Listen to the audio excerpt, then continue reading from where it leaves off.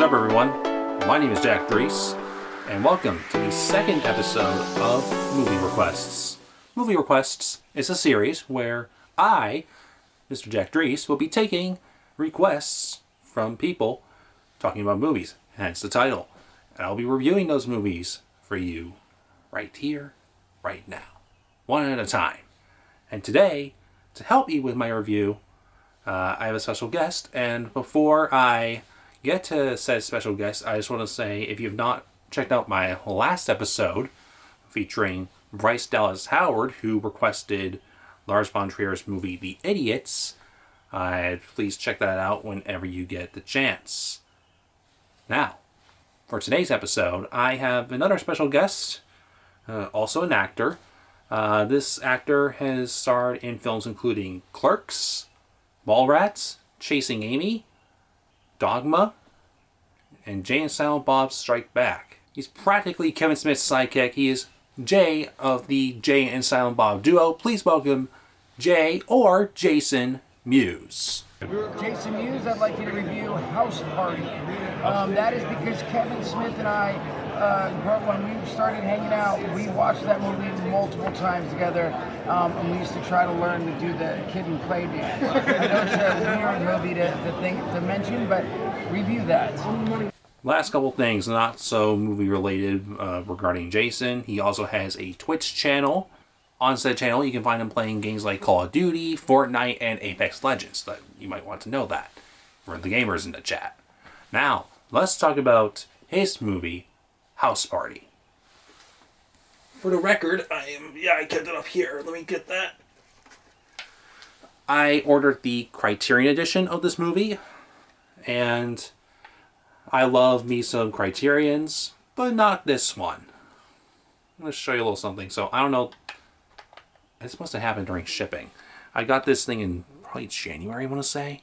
You see a little damage right there. And also, I'll show you another thing.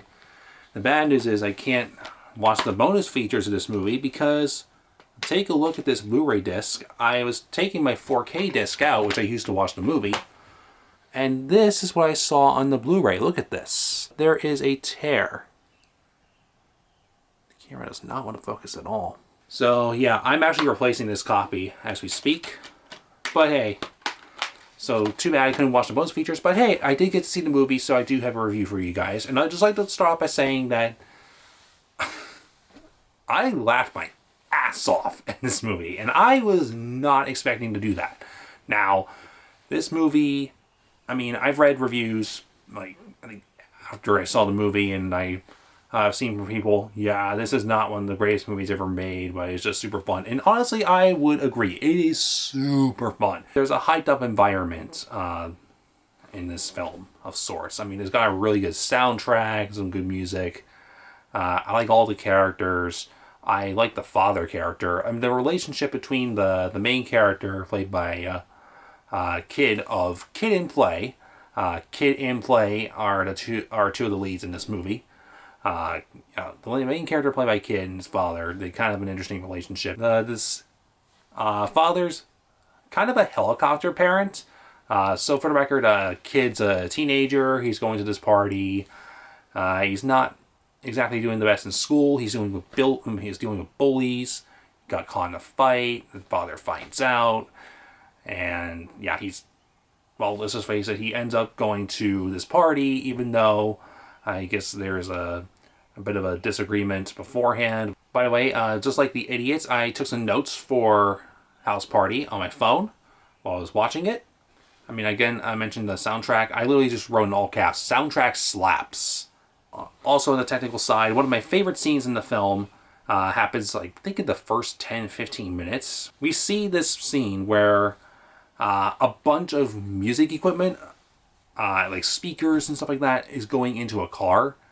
And the way the edits are done, it's so ridiculously fast-paced, where we are getting a character's reaction and getting a quick look at the equipment being moved into the trunk. It's just, and like even just like the sound effects, like no, something about that, I don't know. It's a perfect symphony, if you will. I love the way it was done. Also, I'll remind you, this movie is called House Party. This was released in, let's see, I think it's called, 1990? Yeah, 1990. It was released in 1990. I live in a time where COVID-19 happened. I will say, as someone who is living in the 2020s, seeing this room, this house full of people, I can't remember the last time I mean, this actually looked like the party to go to. And I think, yeah, that was the intention from the get-go, obviously. But at the same time, I looked at this party and I thought to myself, I kind of want to go there. I mean, this looked like the place that you would go just to live life, just to have fun, just to hang out, just to see everyone you know, have the best night of your life. And that is exactly where you want to be in the moment. It's basically like, you ever hear those pop songs and where you say, oh, we're gonna get down tonight, like all those, like every generic pop song that plays on FM radio, the most popular FM radio station in your area. That's what this party feels like, but with a certain twist, if you will. It has a certain flair to it. I don't even know. I mean, but yeah, this film was rad. One of my favorite things about this film, if you want to call it that, are the policemen. This film has a mostly black cast, but the few white characters in the film are police. Perhaps on purpose. Because if you know certain stereotypes about black people and police, this movie kind of lets those play out. Of course, speaking of stereotypes, speaking of the police, I noticed that they had donuts in the car. Of course, because what else did they have? I think there's actually a line in the film, we're out of donuts. Or they realize they're out of donuts and I think they have to, they're almost stopping a possible arrest or just a simple pull over just to get donuts. It's the little things. Also, speaking of little things, there's a couple bullies in this film. I mentioned before that kid's character got in a fight with these people. After said fight, they're not done with him. So we see their Jeep, and they have a license plate that says "Stab You." That is and that's STAB space and the letter U. I don't know. I thought it was funny.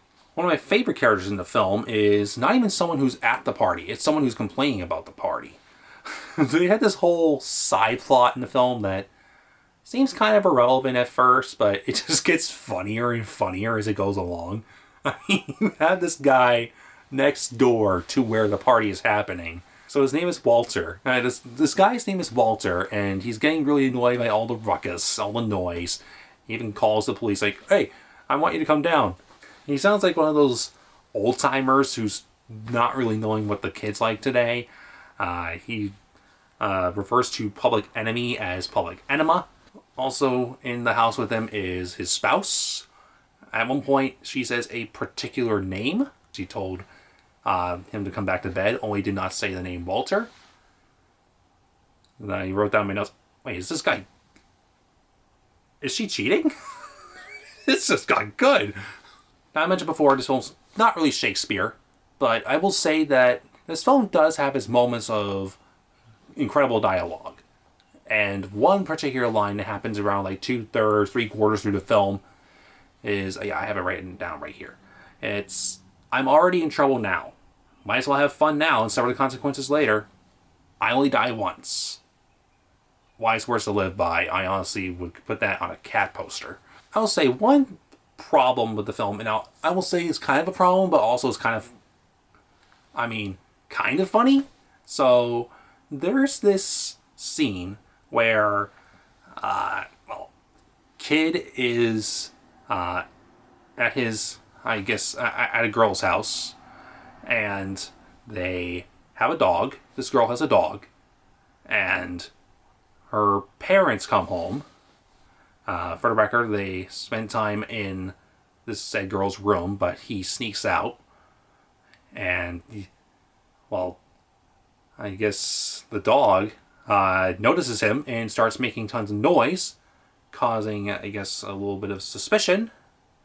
So, to solve this problem, if you will, he decides to put the dog on a grill and close the grill.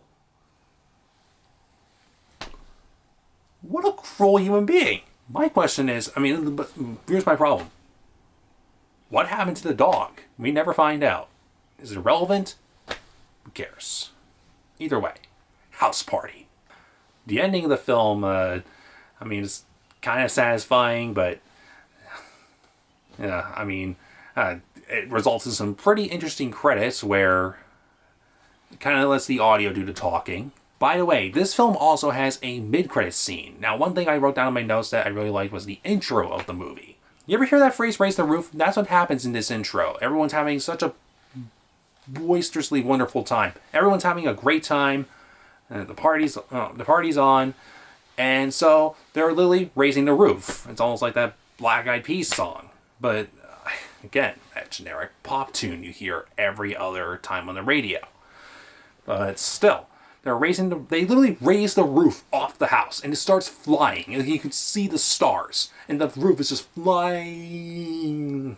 It's just flying in the air. So, we actually end up getting a resolution to that. I honestly thought to myself, wait, is this a dream? It might not be. Because the roof falls down and hits the cops. Yes, those cops I mentioned earlier. Perfection. But yeah, I really enjoyed House Party. I honestly did not know what to expect. I expected to have fun with the movie, even if it wasn't that great. It actually was better than I thought it would be. I would just like to say thank you to Jason Mewes, because, he mentioned that he was watching this film with Kevin Smith back in the day, and honestly, I think there's a reason why. And you said, we watched this multiple times together. This is a movie that I honestly can see watching myself multiple times. Again, I ordered another copy, so I'll probably be putting that disc in at some point and watching the bonus features to see how it was made.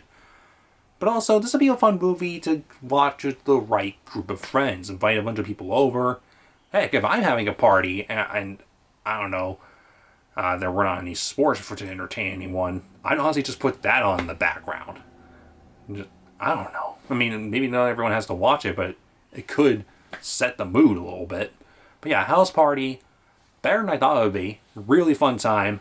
I would highly recommend it. Jason Mewes, thank you for the recommendation, and I'm going to give your request, House Party, a 7 out of 10. Yeah, that's how it works. That looks like a 7, doesn't it? I hope you all are impressed. I want to thank everyone for watching this episode of Movie Requests. Now, stay tuned for the next episode of Movie Requests, which will be out in April. I do not have a date listed just yet, but I will share it with you as soon as possible.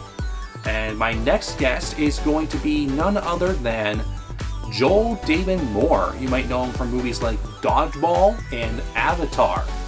Now, if you want to see that video, please subscribe to my YouTube channel, hit that notification bell. If you're watching this on flicknerd.com and you are not following the blog yet, please do so right now. Use your email, or if you have a WordPress account, follow through that as well. I want to thank everyone for watching this video. Once again, I want to remind you I'm doing this series as part of Scene Before's 10th anniversary.